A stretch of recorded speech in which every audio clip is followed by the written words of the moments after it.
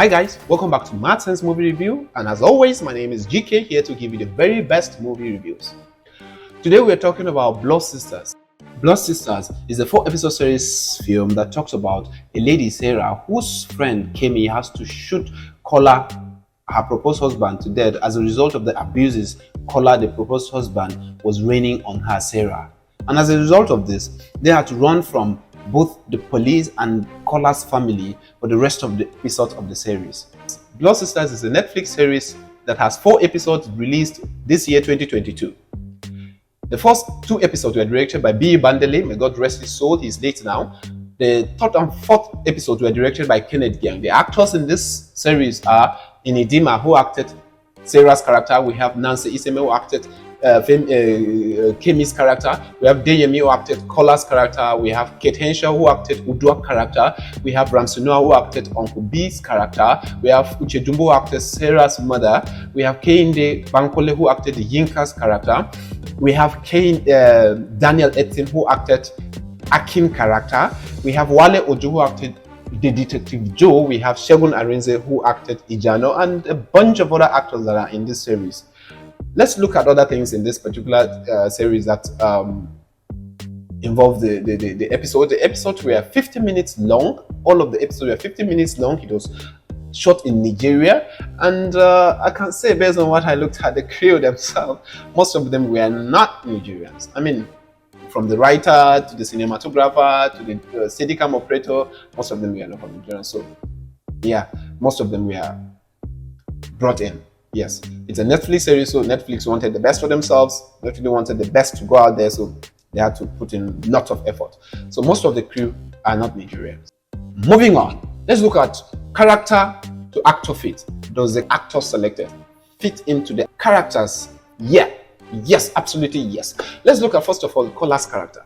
Kola's character, acted by Deyemi, really fit into the abusive characters of abusers. I mean, looking at the rage Kola portrayed and the anger and the hitting, it really showed how the depiction of how abusers behave, right? So I can say Deyemi bringing in his own A game really fitted into the character as the story was trying to tell. The same thing to Nancy Iseme, becoming the supportive friend, protective friend, and the courage she had. I mean, it really portrayed a great support for a friend in terms of danger, in terms of problems, and the bravery she had. I mean, Nancy Iseme actually fits into its own character, her own character. The same goes to Inidima, who acted the Sarah character. Sarah is a kind of a cold person, very scared, but then she had a backup from a fierce friend who is fearless, right? So it really fitted.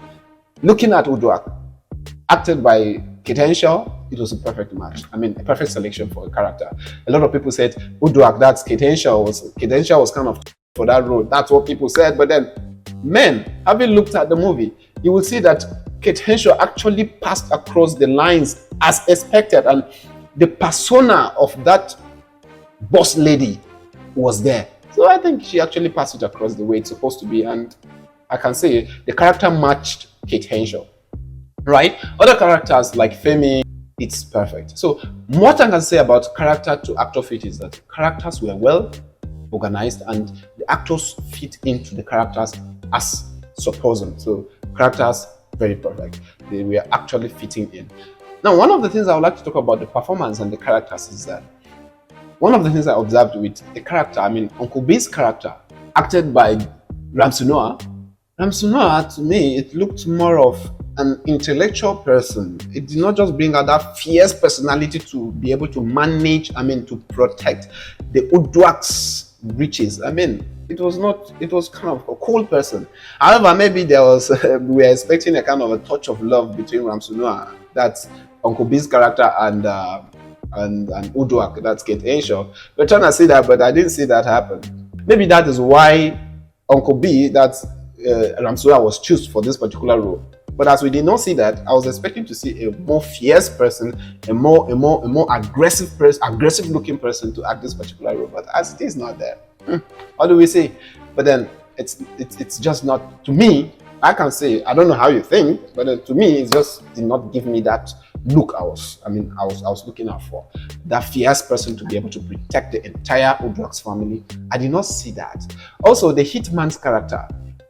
The hitman in the entrance, I mean, the beginning in episode 1, the hitman, looking at how, before he went upstairs to call her and how he slaps down the plate, it doesn't just add up for me as a believability scene, because that particular scene would have gathered the attention of hotel securities. The fight scenes were not that believable for me, I can say, because Uncle B did not just give me that fight. I mean, it should show some reality, a sense of reality in it. It should be believable. But in some scenes, like where Uncle B, that's Ramsuna, was fighting Kenny in their hideout, it was like, let's just do it and get over it, like that kind of a thing. But then I don't know what you think about it, but put it in the comment section below what you think about what I'm saying. And if that scene was not as I explained, please let me know, because that is what I say, and that is not just believable for me. I mean, it doesn't just sound well, it doesn't just look well. Sorry. Thank you. Moving on, the cinematography. It's one of the things I loved about this movie, right? The cinematography, the camera movement was okay. At most, maybe first and second episode, camera movement was okay. The lighting was good.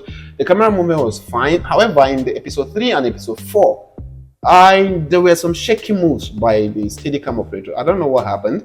Maybe there was a change of camera operator. I don't know. But then there was a shaky move in some parts of the episode 3 and episode 4. At first, I thought it was in episode 3. At first, I thought it was a mistake. But then in episode 4, it persisted. And I was like, wow, what really happened?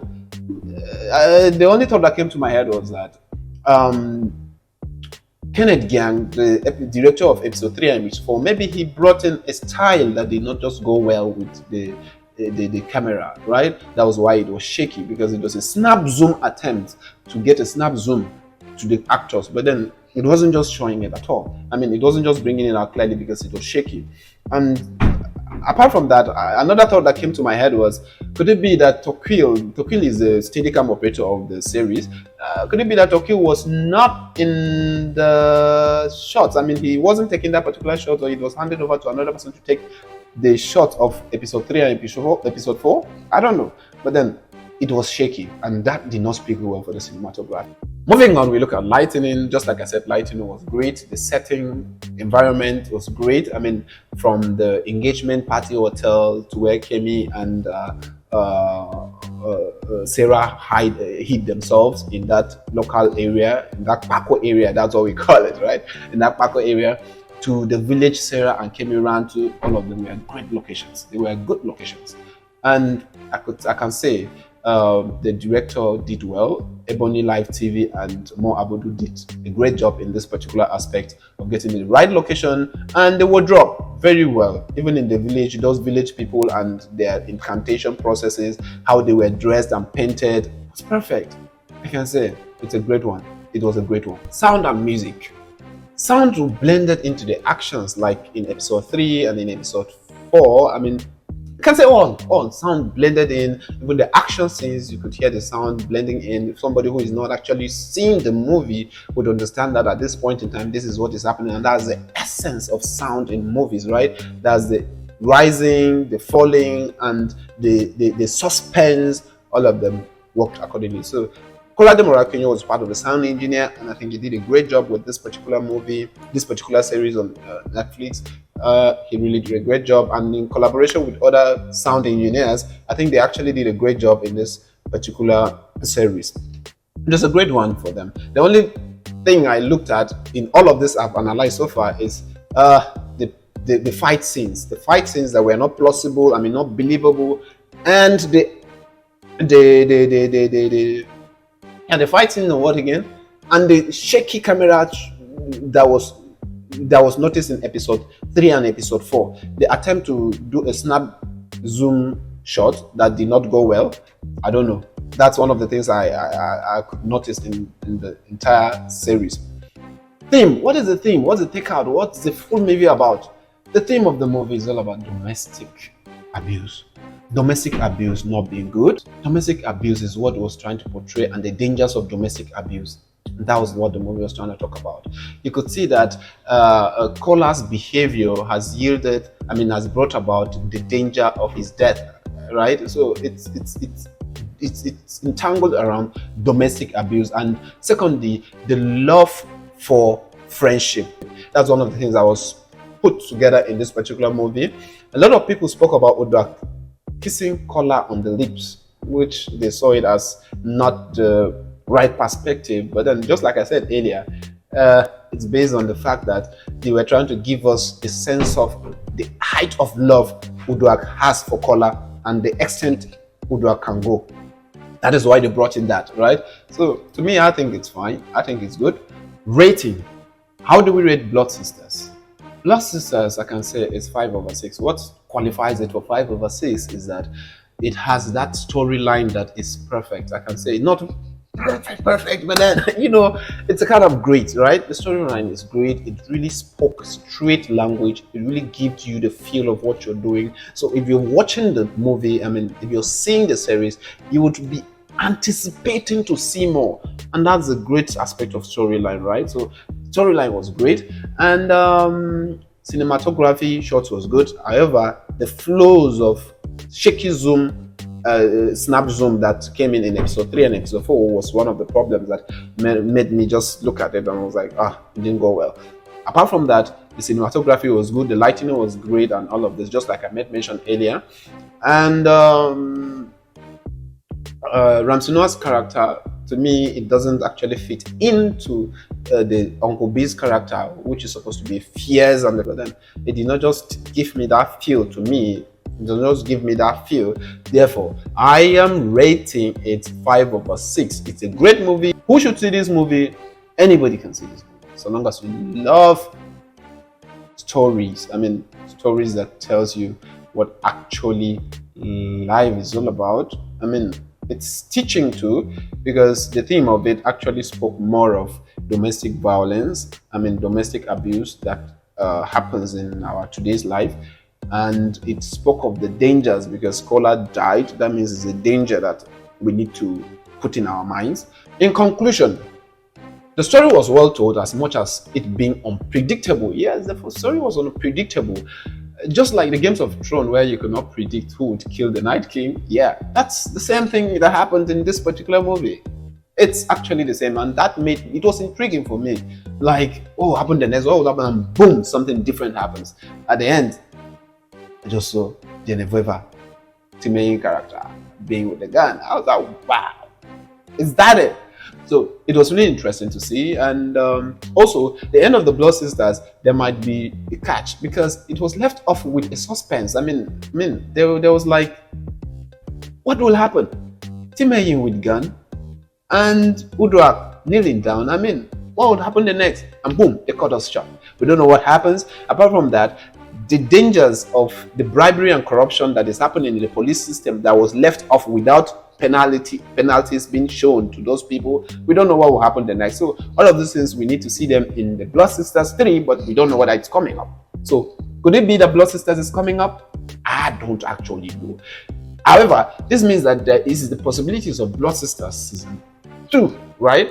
There's possibilities of Blood Sisters season 2, and to guarantee this, and based on the fact that Blood Sisters is majorly a Netflix series, the number of streams, that's what I got to know. What I know is that the number of streams will determine whether Netflix will push a go ahead for the movie or not, for the series or not. So it will determine whether there will be a season 2 of Blood Sisters or not. We hope that there is a season 2, because the movie is compelling, intriguing, and people are watching. So definitely the streaming numbers might make up to the numbers by which Blood Sisters will give us a season 2. Mo Abudu and her crew, Ebony Live TV, will give us a Blood Sisters season 2, right? Therefore, at this juncture, ladies and gentlemen, I would like to say thank you for being with me to this particular end, and thank you for seeing my own review. If you have any thoughts with regards to this review, put it in the comment section below. Thank you very much. As always, my name is GK, and see you on the next review. Salute.